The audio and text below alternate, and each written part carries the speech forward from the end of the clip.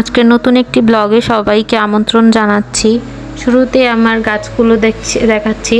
তো গাছে একটা ফুল ফুটেছে, নতুন এই গাছটা এনেছে, খুবই ভালো লাগছিল দেখতে। তো কিছুক্ষণ গাছের সাথে সময় কাটানোর পর দেখতে পেলাম দুটো বিড়াল ঝগড়া করছে। তো যে কোনো ঝগড়া দেখতে খুব ভালোই লাগে, তো একটু শেয়ার করলাম আপনাদের সাথেও।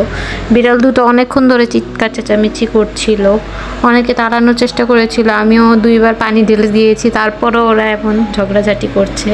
তো কিছুক্ষণ এভাবে সময় কাটানোর পরে আমি রান্নাঘরে চলে আসলাম। তো কলিজা রান্না করব, তো আমি কুটাকুটি করে নিচ্ছি। তো আজকে আমি বাবার বাসায় যাব। অনেক দিন পর, প্রায় কুরবানি ঈদের পর থেকে আমি যাইনি, প্রায় 1 মাস হয়ে গেছে বাবার বাসায় যাইনি। তো আজকে যাব, এজন্য রান্না বান্না করে সব কিছু গুছিয়ে তারপরে যেতে হবে। তো সকাল সকাল কুটাকুটি করে রান্না বান্না শুরু করে দিচ্ছি। ওদিকে বাবুকে ঘুম পাড়িয়ে দিয়েছি, ঘুম পাড়িয়ে কাজ করতে এসেছি। তো বাবু ঘুমিয়ে থাকতে থাকতে আমার সব কাজ কাম করে শেষ করতে হবে, যেহেতু বিকালবেলায় বাবার বাসায় যাব। এখানে প্রথমেই আমি কলিজাটা সিদ্ধ করে নিয়েছি। কলিজাটা রান্না করার প্রথমে এভাবে পানি দিয়ে একটু সিদ্ধ করে নিলে গন্ধটা আর আসে না, আর কলিজাগুলো কাটতে সুবিধা হয়, আর অনেকটা ময়লা বের হয়ে যায় কলিজার থেকে, রক্ত পানি সব বের হয়ে যায়। তো এভাবে সব সময় আমি রান্না করার আগে সিদ্ধ করে নিই। আর এভাবে সব কুটাকাটি করে নিয়েছি। আর মাঝখানে একটু আম খেয়ে নিচ্ছি। আমটা এভাবে খাই আমরা, লবণের মধ্যে মরিচ একটা ডলে, তারপরে একটু কাঁচা পাকা যে আমটা থাকে একটু টক মিষ্টি, তো এটা খেতে এভাবে ভালো লাগে। পাকা আম এভাবেই খাই, বাট কাঁচা পাকা আম যেটা একটু টক টক লাগে সেটা এভাবে খেতে খুব মজা লাগে। এই খাবারটা আমি শিখেছি আমার শ্বশুর বাড়ির মানুষের কাছ থেকে। তো খাবারটা আপনারা খেয়ে দেখবেন এভাবে, আমার তো অনেক আনকমন লেগেছে। তো এভাবে আমি খাই এরপর থেকে। আর এখানে কলিজাটা ভালো করে কষিয়ে আমি রান্না করে নিচ্ছি। সময় নিয়ে কষাতে হবে, না হলে কলিজার একটা গন্ধ থাকে, ওই গন্ধটা থেকে যাবে। তো এখানে আমি সিদ্ধ করে পানি ফেলে ভালোভাবে যাবতীয় সব মশলা দিয়ে কষিয়ে নিচ্ছি ভালো মতো। আর ওদিকে ভাত রান্না করছি। বাবু এখনও ঘুমে, আমি সবগুলো রান্না সেরে নিচ্ছি। কলিজাটা অনেকক্ষণ কষিয়ে তারপর রান্না করে নিয়েছি, যদিও ফাইনাল লুকটা আপনাদের সাথে শেয়ার করার কথা মনে ছিল না। তো এখানে বাবু উঠে গেছে, ওকে ও আকারে বসিয়ে দিয়ে আমি কাপড় চোপড় গুছিয়ে নিচ্ছি। বাচ্চা কাচ্চা নিয়ে এরকমই হয়, বাবার বাসায় যাওয়ার সময় একটা ব্যাগ গুছাতে হয়, এত বড় একটা ব্যাগ নিয়ে যেতে হয়, আবার আসার সময় এগুলো গুছিয়ে আনতে হয়। তো প্রতিবারই এভাবে মনে করে করে জিনিসপত্র নিয়ে যেতে হয়। আর বাচ্চাদের জিনিস একটা ছেড়ে আরেকটা নিয়ে গেলে হয় না, সব কিছুরই প্রয়োজন থাকে। তো সব কিছু একটু সময় নিয়ে গুছিয়ে নিতে হয়। এখানে আমার জামা কাপড় দেখাচ্ছি, এগুলো আমি কোরবানি ঈদেই বানিয়েছি। তো ঈদে বাড়িতে পরা হয়েছিল, এরপর আর পরা হয়নি। তো এগুলো আয়রন করে ভালো করে নিয়ে নিয়েছি। তো এক জায়গায় আমার বাবার বাড়ি, আমার চাচার বাড়িতে বেড়াতে যাওয়ার কথা, তো এখানে আমি গুছিয়ে নিয়েছি ভালো করে জামা কাপড়। বাবুরগুলো গুছিয়ে নিয়েছি, এখন সবগুলো নামিয়ে নিয়েছি, এখন সব ব্যাগে ভরে ফেলবো। তো আমার জামাগুলো কেমন লাগছে আপনারা একটু কমেন্ট করে জানাবেন। জামাগুলো একবারই পরা হয়েছে।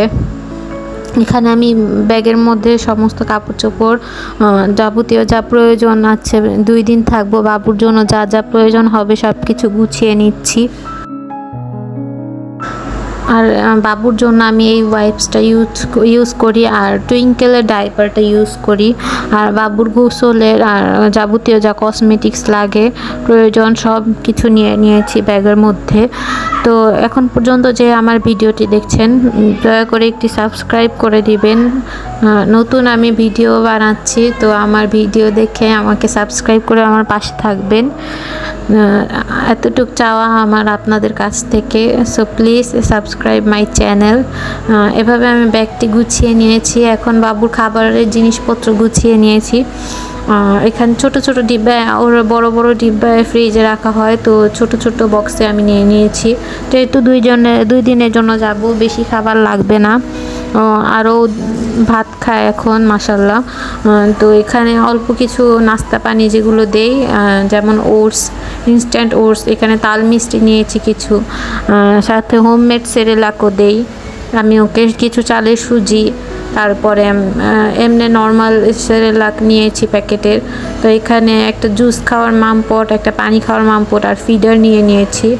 আর ওকে সিলিকনের স্পুনে খাওয়াই, তো সেটাও নিয়েছি। ওকে নর্মাল স্পুনে দেই না, আমার ভয় করে।